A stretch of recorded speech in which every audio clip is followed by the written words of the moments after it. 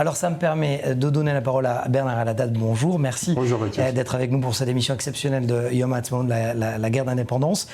Et pourquoi je vous ai demandé de venir? Parce que vous êtes un spécialiste de l'aviation, 39 ans passés au sein de la maison mère d'Air France, et vous allez nous parler de cette armée de l'air, le fleuron de Tsahal. De 1948, tout commence, et vous m'avez dit hors antenne, en 1948, il a bien fallu utiliser ce qu'il y avait, c'est-à-dire d'abord les appareils de l'Empire britannique. Eh bien, écoutez, je vais vous dire tout de suite ma pensée sur ce sujet précisément. On pourrait écrire un livre de 500 pages. Et je continue par vous dire qu'en 1947, Ben Gourion, se rendant compte, grâce à l'avis de quelques amis, très peu de personnes, 4 ou 5 personnes, que sans aviation, Israël était voué à perdre la guerre d'indépendance si il y en avait une, et il y en a eu une.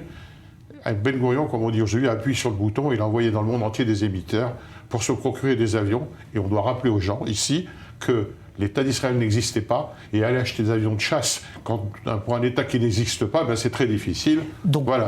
Toute l'histoire de cette armée de l'air ne tient qu'à une conversation entre David Ben Gourion Absolument, je crois que oui. On cite dans les ouvrages faits par des vrais spécialistes, on cite 4 ou 5 personnes. Ce sont les gens qui ont amené Ben Gourion à penser autrement, car lui-même n'était pas un gars qui était spécialement attiré par les choses de l'air. Il disait même que les aviateurs étaient des gens qui aimaient bien les courants d'air, en yiddish. Voilà. Alors, ce qui est intéressant, c'est que vous m'avez dit également que à partir du moment où il y a 1948, la guerre d'indépendance, donc cette victoire écrasante et cette naissance de l'État d'Israël, Israël se tourne vers la France assez rapidement. On va dire encore une fois, un pouvoir français, nécessité fait loi. Il a fallu trouver quelque chose parce que donc 47, 48, 49, on a improvisé, on a importé des matériels plus ou moins en fraude.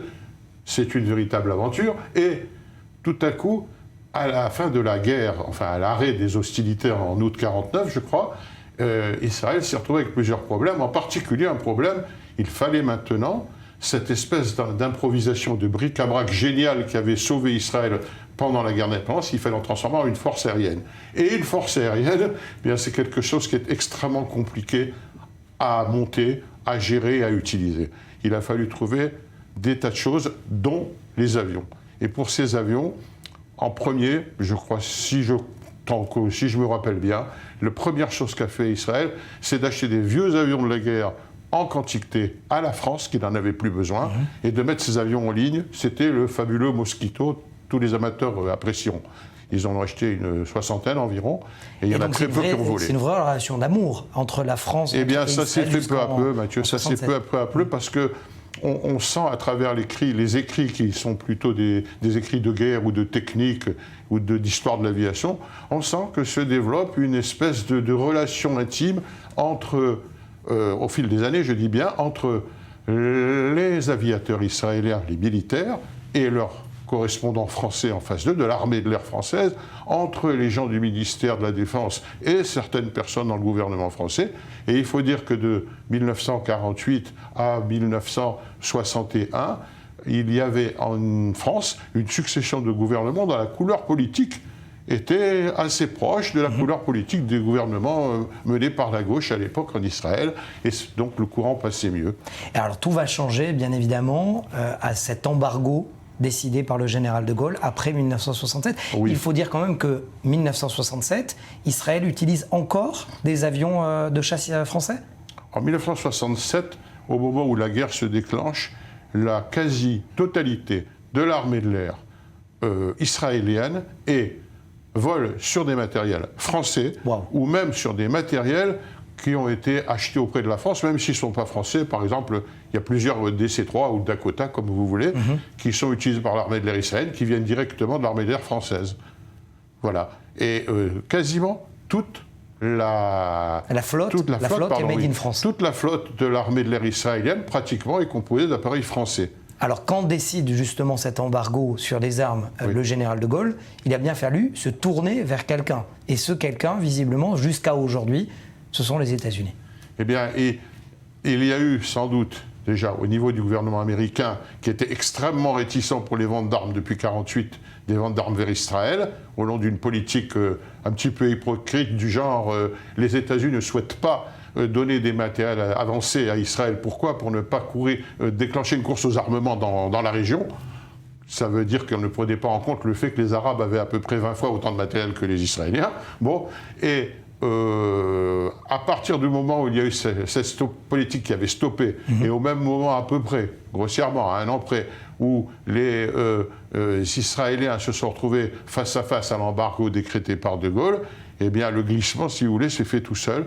Et on est parti vers les États-Unis. Il y a aussi des raisons techniques. Par exemple, les Français, à cette époque-là, les Israéliens voyant loin, parce qu'il faut voir loin dans ces choses-là, ils se rendaient compte que les matériels français qu'on leur proposait ou qu'on allait leur proposer ne faisaient pas vraiment l'affaire et ils souhaitaient obtenir des matériels plus performants, plus adaptés.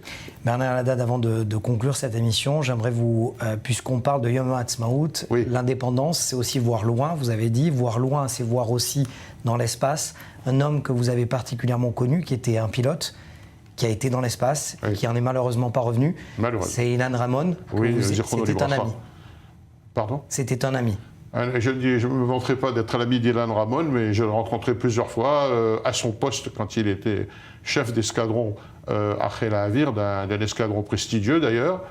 Et je suis allé chez lui, j'ai eu l'honneur d'être présenté à sa femme, que j'ai rencontré plusieurs fois, et j'ai même connu ses 2 premiers enfants avant qu'il se déplace pour aller à Houston et devenir astronaute. D'ailleurs, je me vante d'avoir été prévenu avant tout le monde, puisque je l'ai su pratiquement quand ça s'est produit par un ami commun qui m'a téléphoné à Paris et m'a dit « Devine qui est le futur astronaute israélien, le premier ?» Et bientôt j'ai répondu « Comment veux-tu que je sache ?» Il m'a dit « C'est ton ami Ilan. » Et voilà.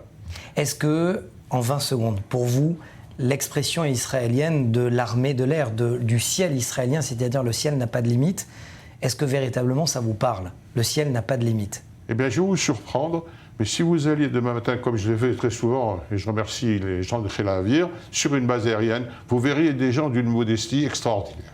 Merci beaucoup, comme vous d'ailleurs. Merci Bernard El Haddad d'avoir répondu à nos questions et d'avoir un petit peu mieux connu l'histoire de l'aviation israélienne. Et on peut refaire plusieurs épisodes. Avec plaisir, merci à vous.